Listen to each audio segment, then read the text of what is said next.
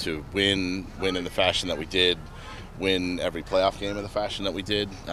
Couldn't be prouder of the team, and it's a great kind of flag post for us.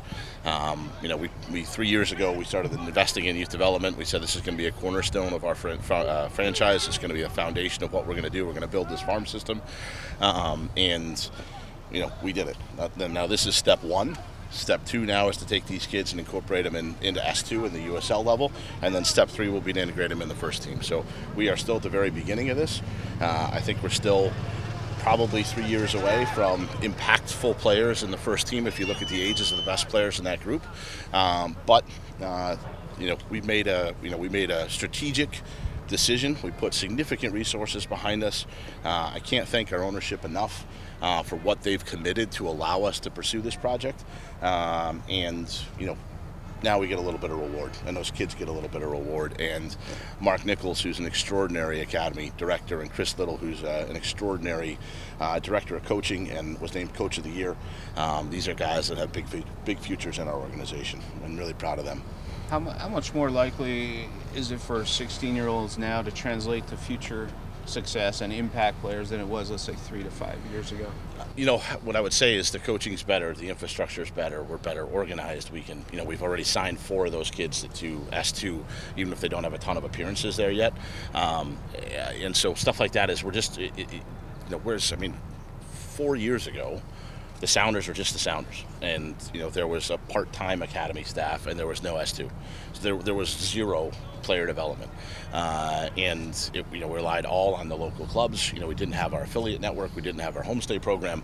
All these steps that we've done to build up the infrastructure around how are we going to aggregate players, not just from Seattle but from outside Seattle, and really try to make this the best we can. And so it's literally taken years of work, and that's why this is such a cool thing to win a national title, to get a little bit of reward along the way of what we know is still a long process. So does it make it more likely they're going to make it? You've covered hockey long enough and baseball long enough. No one knows if they're going to make it or not make it, and we can't declare anything a success until we got guys playing impactfully in the first team. And that's the goal, and as I articulated, we're still 2 steps away from that. But I think we're on the right path. And I think if you look at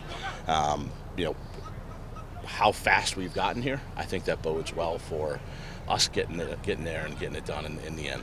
So. What does that do? What does a championship do for your ability to bring in some talent from around the area and outside of the area? How do you leverage that, or how does the management leverage the ability to say, hey, come to a winning organization?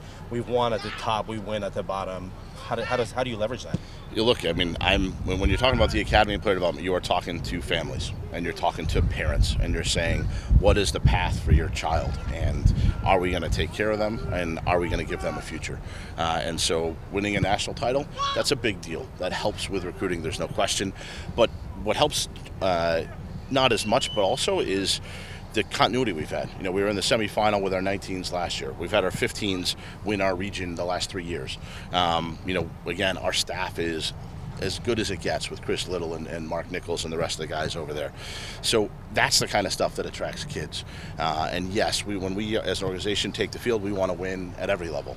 But just as important as winning this title is now look at these kids' development and do they have a place to play. And the thing that we have that is unique, in addition to the quality of our staff, because John Hutchinson and Wade Weber are amazing at S2 as well, these kids now at 15 and 16 years old, they can go play and train with pros at S2 in the USL now, and no other club can offer that. And I shouldn't say we're hardly unique in MLS, but there are probably fewer than 10 clubs in America that are doing that are integrated like we are. And so I do think that we are the best that's out there, and I would think we're going to be able to recruit kids from all over the country, and we've already embarked on that project. If you look at some of the best players on the 17s right now, they're from outside of Seattle. And look, this is Ray Serrano, who scored 2 goals yesterday is from Moses Lake. And this is part of us becoming not just a Seattle brand, but a Washington brand. I've talked about, we play at CenturyLink, but our training facilities in Tukwila, S2 plays in Tacoma, and we're pulling kids from all over Washington State now to come to our academy and become soccer players. And that's, I think, a wonderful message for our community and for our organization.